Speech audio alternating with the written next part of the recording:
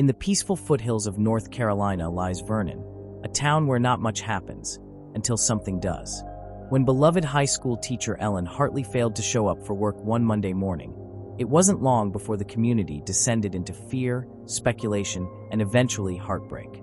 Known for her devotion to her students and quiet presence, Ellen's sudden disappearance upended the lives of everyone around her. She was the kind of teacher who made the struggling feel capable and the invisible feel seen. Her classroom was a haven, her front porch a quiet corner of beauty in her neighborhood.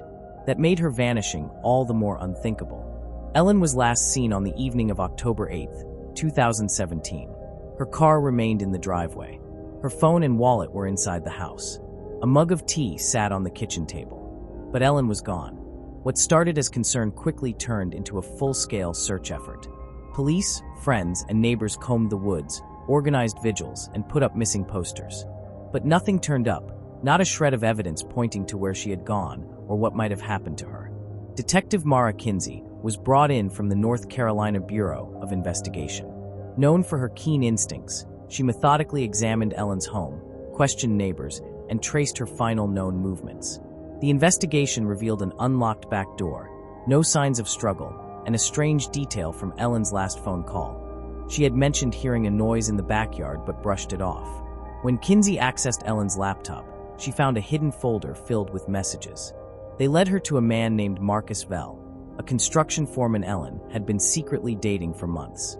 The relationship had ended just 3 weeks before her disappearance. Marcus had no alibi, but also no clear motive. He claimed they parted on amicable terms.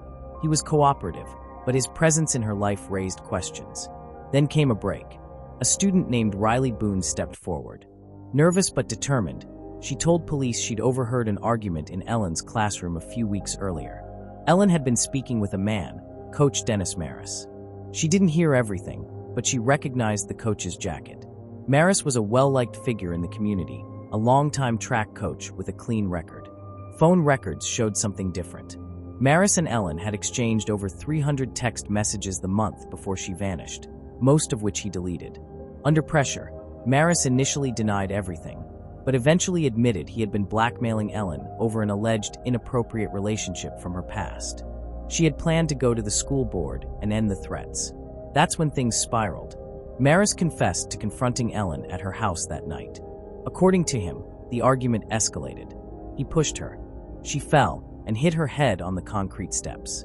In a panic, he wrapped her in a tarp and buried her body in the Vernon Nature Preserve.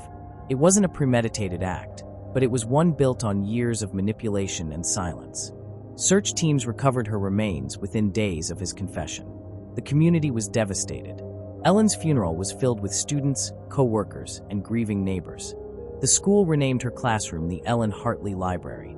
Maris was convicted of second-degree murder and sentenced to 28 years in prison. In the wake of the tragedy, Vernon High implemented new ethics policies and an anonymous reporting system. Riley Boone, the student who spoke up, went on to become a teacher herself. In her classroom, she keeps a photo of Ellen with a quote beneath it. No story ends in silence if someone chooses to speak.